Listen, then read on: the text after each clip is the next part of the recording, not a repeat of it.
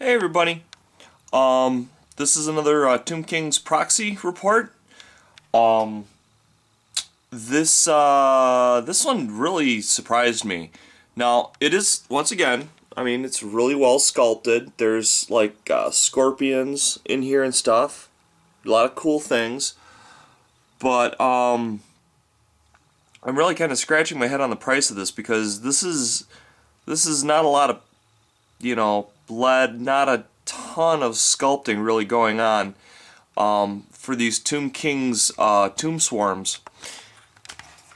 And they are nice, but once again, I don't think they're $19.75 nice for two stands. So I got a couple of scarab swarms from Reaper. Now there's other companies that make scarab swarms. Dungeons and Dragons is another one. This is an example of one of their scarab swarms. It's got very nice detail. Let's see if I can get out of the light. It's got very nice detail. Looks great. And if you're a Tomb King's player, you're going to have tons of bits, like they show, the skeleton and whatnot. All you need to do is go grab some of your bits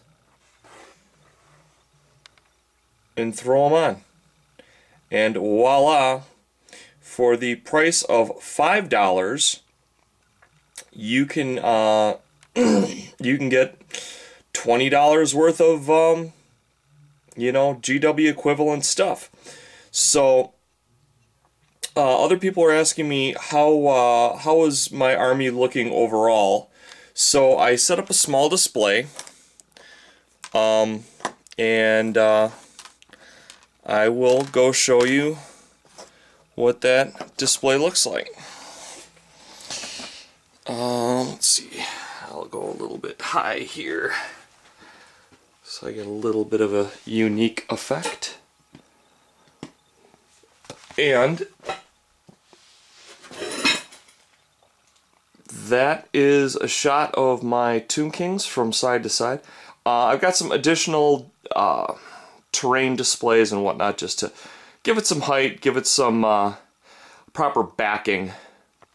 But this is what I've got so far. Again, we've got the skeletal giant.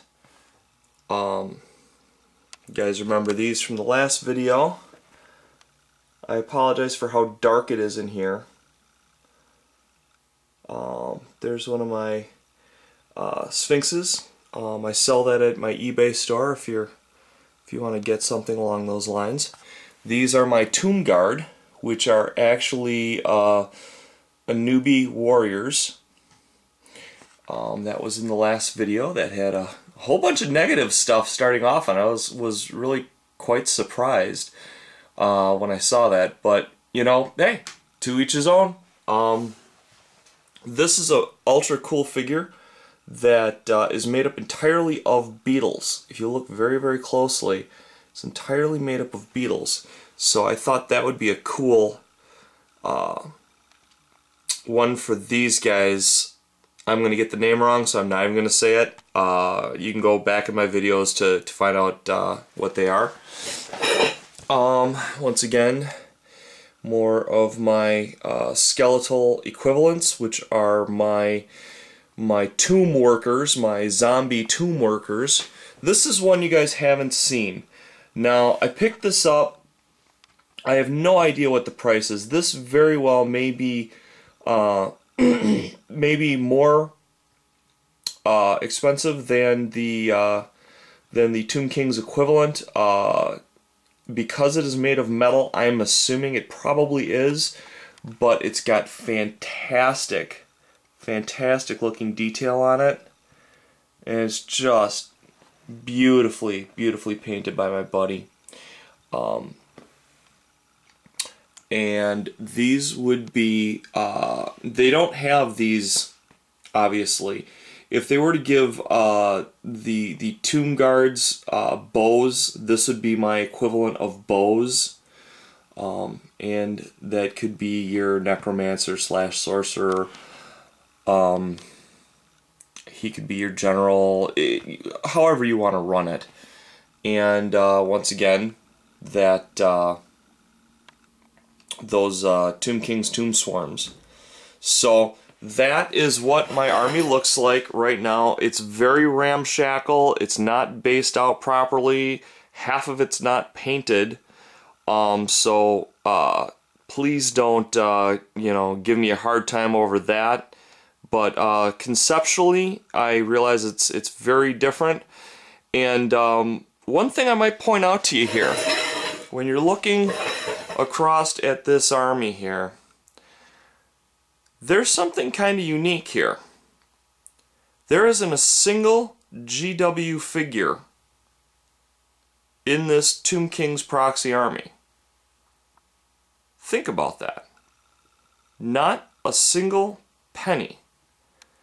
This is how you support other game systems and other people trying to break into the market. And this is how you also inevitably drive down prices. Okay? So, if you want them to price their things more competitively, this may be a very good way. They talk about people voting with their feet by leaving. You can vote with your dollars.